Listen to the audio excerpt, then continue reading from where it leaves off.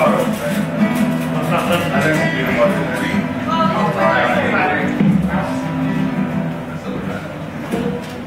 you ready? Ready? Brent, could you see me? Oh no. Am I on display? Yeah. Hello. Hi, how's everybody? Hi. Thank you so much for supporting comedy. I'm doing comedy. So, you know, when you're growing up as a child, you hear a lot like Santa Claus doesn't exist, you know, like even sometimes your parents would say that, or the Easter Bunny, or the Tooth Fairy. But, you know, as you grow, it's up to you to believe in what you want to believe, and I do believe in Santa Claus and the Easter Bunny and the Tooth Fairy, but there's something I don't believe in, and that's hermaphrodites. Because, does everyone know what that is? It's somebody with a penis and a vagina, and an asshole and tits, so it doesn't make sense. But because, like, I'll just put it in context. Like, say you had a cup of coffee and you're a hermaphrodite and you gotta pee. Where's it coming out of? Like, how are you? You know, do they talk to each other? How does that work? Anyway, so. You know, one thing that people make fun of me about, and a lot of guys get made fun of, and a lot of women say it never works, so that is pickup lines.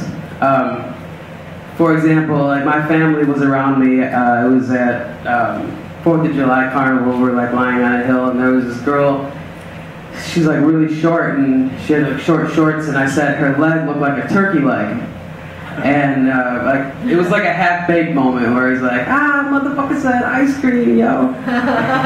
But my family always makes fun of me that I said her leg looked like a turkey leg, and but I don't think that's fair that people make fun of me, because I've never rejected a woman on the grounds that she has no personality.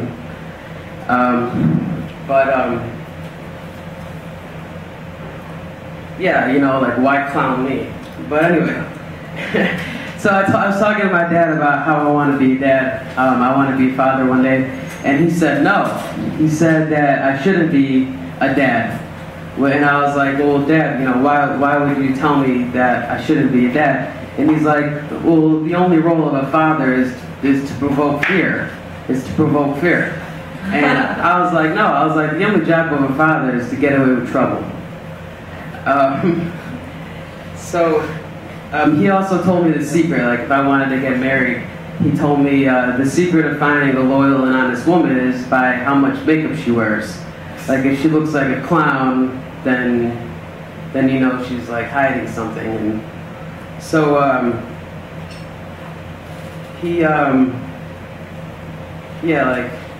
like if her face is like one color or her neck is another color, then you want to stay away from her, you know, if she looks like a clown.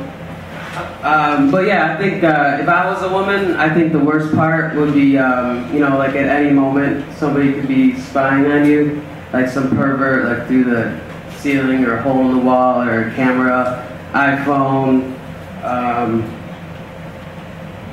ceiling, I said that already, a camera, I said that too.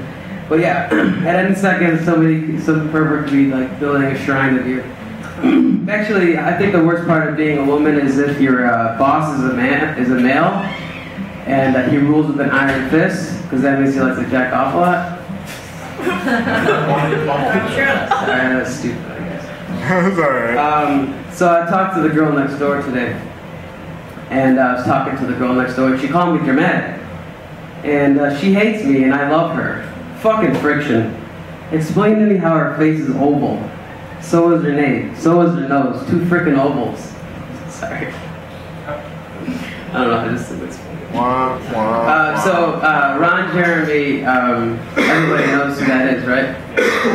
I bet you when Ron Jeremy sleeps at night, he dreams of all 5,000, he says he's fucked 5,000 women. When he sleeps at night, I bet he sees all the women he's ever fucked, and he says to himself, look how far I've come.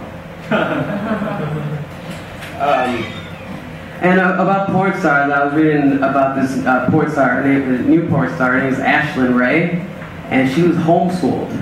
So like that's like the ultimate sign of bad parenting. Like if she's homeschooled and she turns out to be a porn star, then you really fucked up as a parent. And I don't know if you guys heard about this, in the red light district, they're actually going to convert all the women. They're not going to use real women anymore in the red light district. It was actually originally called the C word.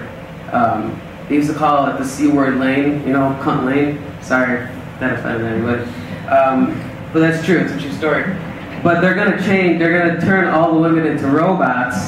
And so people are going to be having sex with robots, you know, soon. And the way you pay is you take the credit card and you slide it down their ass. That's great. So this is my last joke. I'm going to read an excerpt from. Did you guys see this? Vagina Monologues. Yeah. And this is something that if I had like. What's that thing that you put on your fist? Those Brass knuckles? Yeah, if I had brass knuckles, I would kill myself just because I would beat myself to death just because this fucking excerpt just completely. It's just like it's so obvious that this is the problem with the world. That the between the lines that people can't fathom or put into words. So, vaginas are beautiful. Our self-hatred is the only internalized repression and hatred of the patriarchal culture. It isn't real. Pussies unite. I know all of it. Like, if we'd grown up in a culture when we were taught that fat thighs were beautiful, we'd all be pounding down milkshakes and cookies. But we didn't. I hate my thighs and I hate my vagina. I think it's incredibly ugly. I'm one of those women who looks at it and from the moment on, I wished I had it. It makes me sick. I pity anyone who has to go down there. In order to survive, I begin to pretend there is something else between my legs. I imagine furniture, cozy futons and with light cotton comforters, little velvet settees, leopard rugs or putty things, silk handkerchiefs, quilted pot holders or place settings, or miniature clear crystal lakes or moisty Irish bogs. I got so accustomed to this that I lost all memory of having a vagina. Whenever I have sex with a man, I picture him inside a mink-lined muffler or a red rose or a Chinese bowl. So I hope you guys had fun. Thank you for your time. You've been a beautiful crowd. Thank you.